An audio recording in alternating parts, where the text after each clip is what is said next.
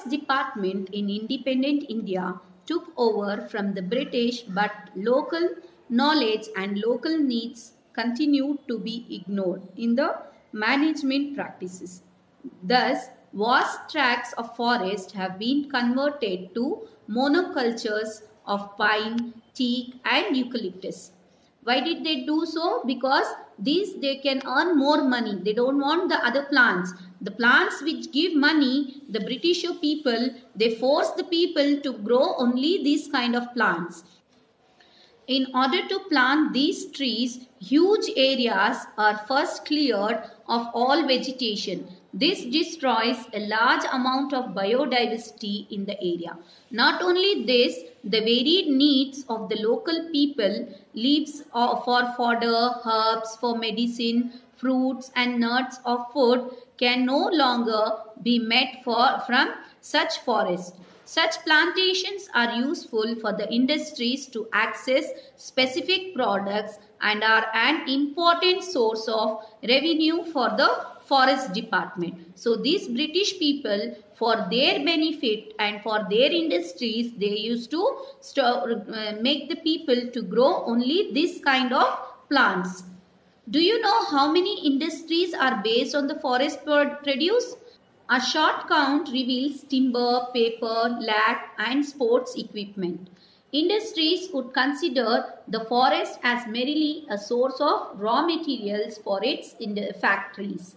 And huge interest groups lobby the government for access to these raw materials at artificially low rates. Since these industries have a greater reach than the local people, they are not interested in the sustainability of the forest in one particular area. For example, after cutting down all the tea trees in one area, they will get their teak from a forest farther away.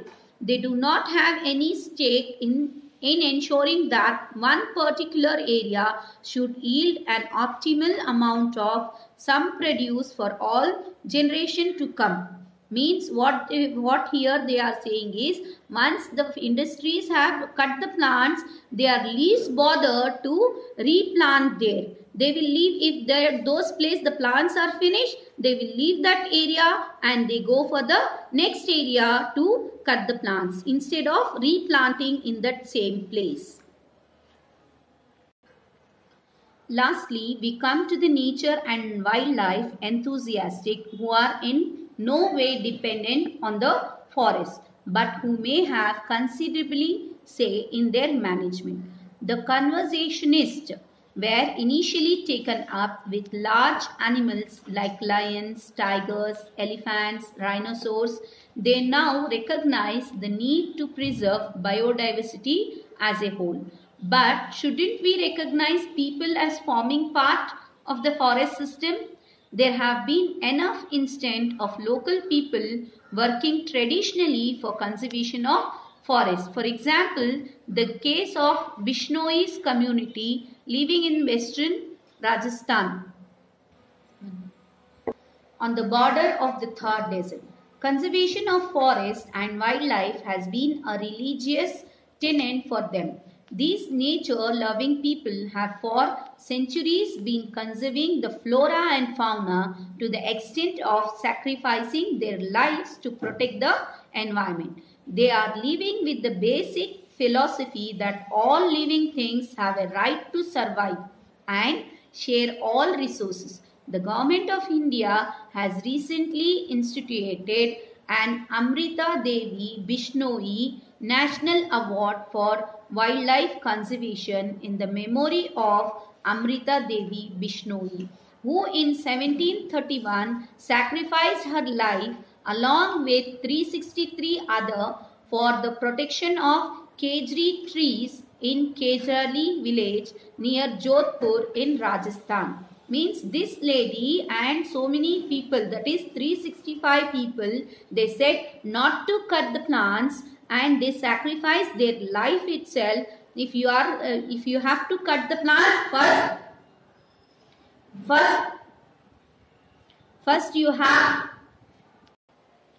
So studies have shown Studies have shown that the prejudice against the traditional use of forest areas has no basis.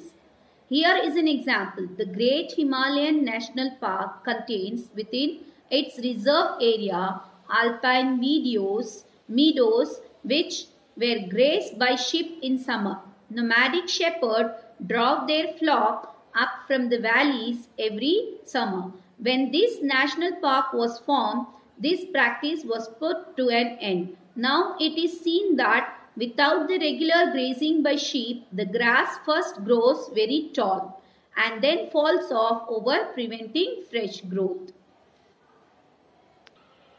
Management of protected areas by keeping the local people out or by using force cannot possibly be successful in the long run. In the case, the damage caused to forests cannot be attributed to only the local people. One cannot turn a blind eye to the deforestation caused by the industrial needs or the development projects like building roads or dams. The damage caused in these reserves by tourists or the management made for their convenience is also be considered. So people one after the other for their need and uses, they started destroying all the forest areas. Few for the industry purposes, few for the roads, few places for the dams. All these things started damaging the forest. We need to accept that human intervention has been very much a part of the forest landscape. Forest resources ought to be used in the manner that is both environmentally and developmentally sound, in other words. While the environment is preserved, the benefits of the controlled exploitation go to local people, a process in which decentralized economic growth and ecological conservation go hand in hand. The kind of economic and social development we want will ultimately determine whether the environment will be conserved or further destroyed. The environment must not be regarded as a pristine collection of plants and animals. It is a vast and complex entity that offers a range of natural resources for our use. We need to use these resources with due cautions for our economic and social growth and to meet our material aspiration. We need to consider if the goals of all the above stakeholders with regard to the management of the trees are the same. Forest resources are often made available for industrial use at rates far below the market value, while these are denied to the local people. The Chipko Andolan, Hug the Trees movement, was the result of a grassroots level effort to end the alienation of people for their forests. The movement originated from an incident in a remote village called Rini in Garhwal, high up in the Himalayas during early 1970s. There was a dispute between the local villagers and a logging contractor who had been allowed to fell trees in a forest close to village. On a particular day, the contractor works appeared in the forest to cut the trees while the men folk were absent. Undeterred, the women of the village reached the forest quickly and clasped the tree trunks, thus preventing the workers from felling the trees. Thus, what the contractor had to withdraw. That means the people there, they love so much there. The people living near to the forest, they don't want the trees to be cut. Therefore, they stood against that industrial people not to cut the trees. Okay? Inherent in such a competition to control a natural resource in the conservation of a replenishable resource. Specifically, the method of use was being called into question. The contractor would have felled the trees, destroying them forever. The communities traditionally lopped the branches and plucked the leaves, allowing the resources to replenish over time.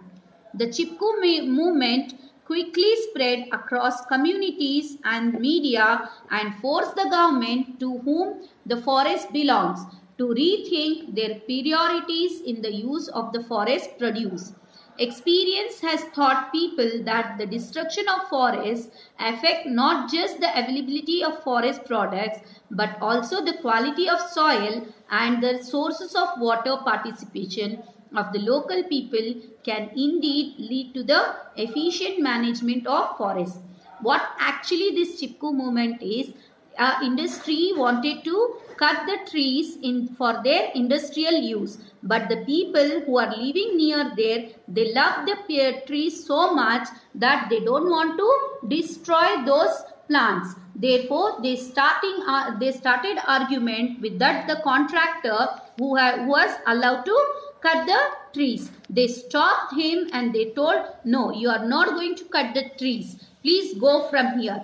It was a long dispute. It is not one or two, because they had higher authority. Those forest people had higher authorities and these villages were poor. But still they raised their voice and they stood against the plants. That is their nature, our nature, right? So, and they stood and they stopped cutting from that. That is known as the Chipko movement for the natural resources. Not only the local people, even the department people, that is from the forest department also, you can see the forest officer. His name is A.K. Banerjee.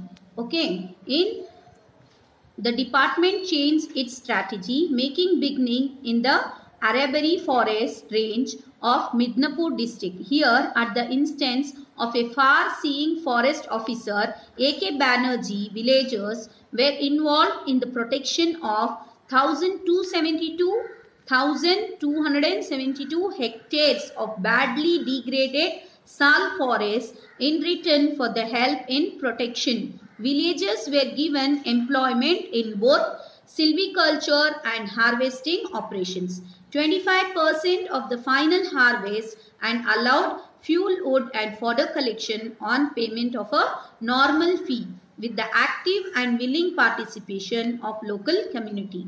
This forest officer, what he did, he took over the area of the forest and he gave the work for the people, and he said you can grow the plants whichever is needed. That is, he made them to grow the sal tree in that, giving the work for the people also there. This, what happens by this, they earn in the year 1983, a previously worthless forest was valued rupees 12.5 crores. What happened? After the people started growing that, those forest value changed into 12.5 crores. It was a wasteland. This officer made the villagers giving the money as the work also, and the forest value was so much. Therefore, even he was awarded for his purpose.